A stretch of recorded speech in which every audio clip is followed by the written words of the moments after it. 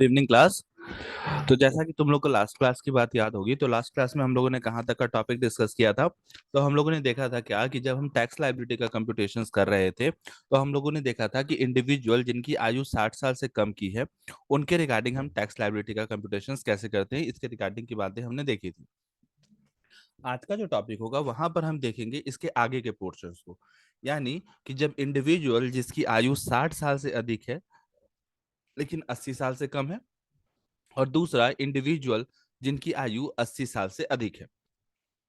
तो कहता है क्या कि अगर वो इंडिविजुअल जिसने की, समझो, इंडिविजुअल जिसका की आयु 60 साल से कम है, 60 साल से ज्यादा है लेकिन 80 साल से कम है, इसके रिगार्डिंग कहा जाता है कि अगर किसी इंडिविजुअल का किसी भी असेसमेंट ईयर में, यानी किसी भी प्रीवियस ईयर में, उनका total income up to 3 lakh रुपए तक है, तो उनको कोई भी तरीके का टैक्स लायबिलिटी पेड करने की जरूरत नहीं है। लेकिन अगर वही 3 लाख से 5 लाख के स्लैब रेट में आता है, यानी कि डिफरेंस अगर यहाँ पर बात करें तो कितना होता है, 2 लाख, तो अप टू 2 लाख तक वो कितना पेड करेंगे, 5% पेड करेंगे। उसके बाद कहता है क्या कि अगर उनकी टैक्स लायबिलिटी 5 लाख से 10 लाख वाले स्लैब रेट में आती है, यानी कि डिफरेंस अमाउंट की बात करें, तो यानी और 5 लाख पर उनको कितना टैक्स पेड करना पड़ेगा, 20% का टैक्स पेड करना पड़ेगा। और ऑन अबव 10 लाख पर अगर बात करें तो उनको टैक्स कितना पेड करना पड़ेगा, 30% पेड करना पड़ेगा। वहीं अगर बात करें individual above the age of 80 years, तो इसके रिगार्डिंग कहता है क्या कि अगर कोई इंडिविजुअल जिनका की total income up to 5 lakh रुपए तक है, उनको कोई टैक्स नहीं पेड करना है।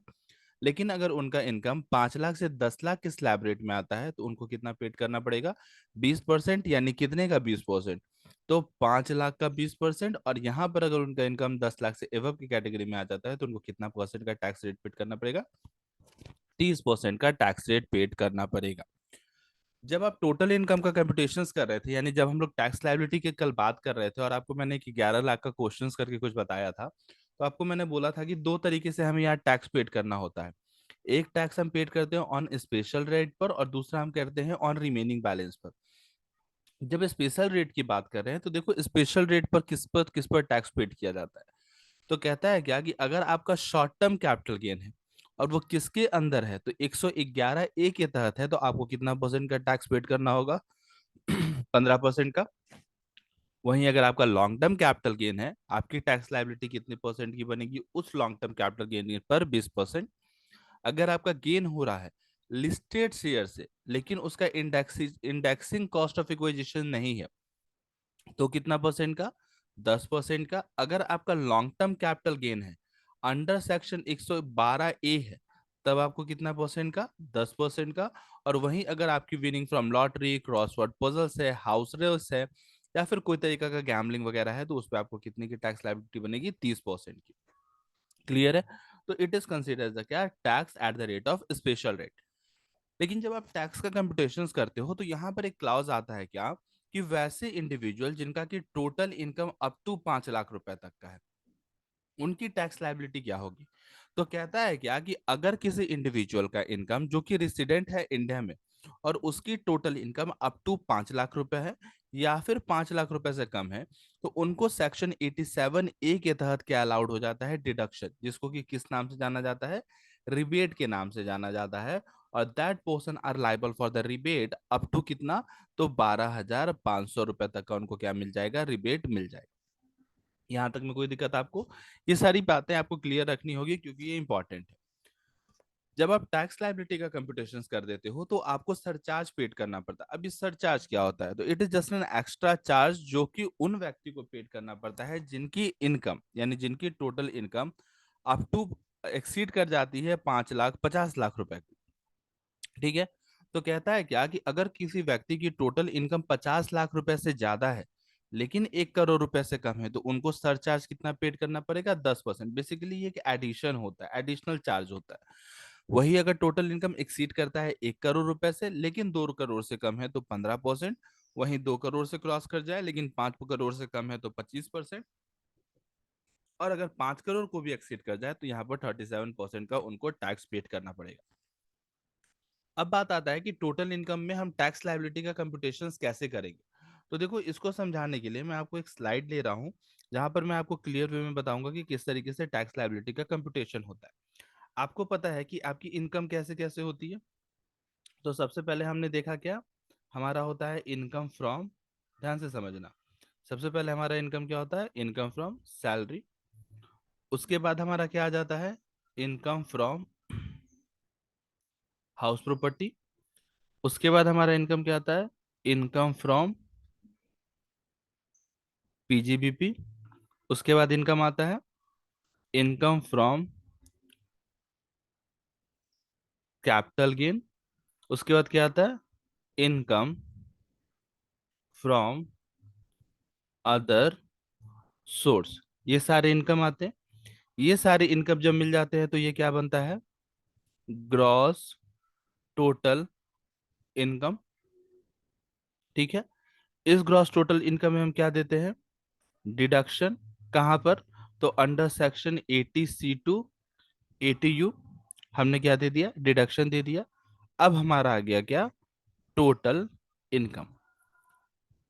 यहां तक में आपको कोई दिक्कत, कोई दिक्कत नहीं। अब हमें यहां से एक स्टेप लेना पड़ता है जहां पर हम इसमें ऐड करते हैं किस चीज को, एग्रीकल्चर इनकम को। और ये एग्रीकल्चर इनकम को ऐड करने के बाद हमारे पास आ जाता है क्या, एग्रीगेट इनकम। और यही वो एग्रीगेट इनकम होता है जिस पर हम क्या करते हैं, टैक्स का कंप्यूटेशंस करते हैं। ठीक है, अब टैक्स का कंप्यूटेशन होगा कैसे, तो देखो, सबसे पहले हम क्या करते हैं, नंबर ए में टैक्स ऑन स्पेशल रेट। आपको पता है क्या, सबसे पहले हम टैक्स किस रेट से कैलकुलेट करते हैं, स्पेशल रेट से। अब ये स्पेशल रेट वाला इनकम कौन सा होता है, तो इनकम जो कि कैपिटल गेन के अंदर आया होगा और इनकम जो कि अदर सोर्सेस के अंदर आया होगा, वो हमने निकाल लिया। स्टेप बी में क्या करते हैं, tax on remaining balance as per slab rate. यानी अब हम रिमेनिंग बैलेंस पर स्लैब रेट के अकॉर्डिंग टैक्स देते हैं। अब ये स्लैब रेट का रिमेनिंग बैलेंस कैसे निकलेगा, तो जो भी आपका एग्रीगेट इनकम होगा उसमें से हम क्या माइनस कर देते हैं, स्पेशल इनकम को। और ये माइनस करने के बाद हमें रिमेनिंग इनकम के बारे में जानकारी मिलती है जिस पर कि हम स्लैब रेट के अकॉर्डिंग टैक्स कैलकुलेशंस करते हैं। जब हम टैक्स कैलकुलेट कर लेते हैं तो ये दोनों टैक्स लाइबिलिटी हमारी क्या हो जाती है, ऐड हो जाती है। अब हम इस पे क्या देते हैं, सबसे पहले अब इसमें से हम लेस करते हैं किसको, एग्रीकल्चर इनकम टैक्स को। कितना, तो 2,50,000 रुपए तक तो एग्जेम्प्टेड, प्लस जितना का भी एग्रीकल्चर इनकम होगा, यानी एग्रीकल्चर इनकम का eight the rate of 5%। For example के तौर पर समझो कि मान लो कि आपका एग्रीकल्चर इनकम 40,000 रुपए है, तो 2,50,000 रुपए तक तो एग्जाम्प्ट, और जो 40,000 रुपए बचा, यानी 40,000 का 5% कितना, 2,000, हम यहाँ से क्या करेंगे, माइनस कर देंगे। ठीक है, अगर आपको कोई तरीके का रिबेट मिल रहा है, यानी अगर आपकी टोटल इनकम 5 लाख रुपए से कम है तो आपको रिबेट रिबेट मिलेगा कहां पर, अंडर सेक्शन 87A। वो रिबेट को भी हम क्या करेंगे, यहाँ से डिडक्ट करेंगे।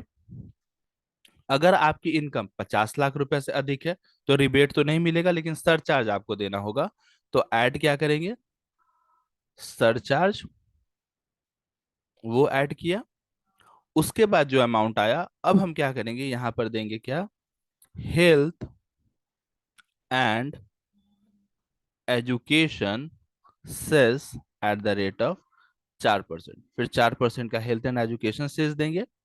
ठीक है, और उसके बाद हमारे पास यहाँ पर आएगा एक amount that is consider as a क्या, नेट टैक्स लाइबिलिटी। तो आपको बात बता दूं कि आपको जब टैक्स लाइबिलिटी का कंप्यूटेशन करना होगा तो इन सारे स्टेप से होकर गुजरना पड़ेगा।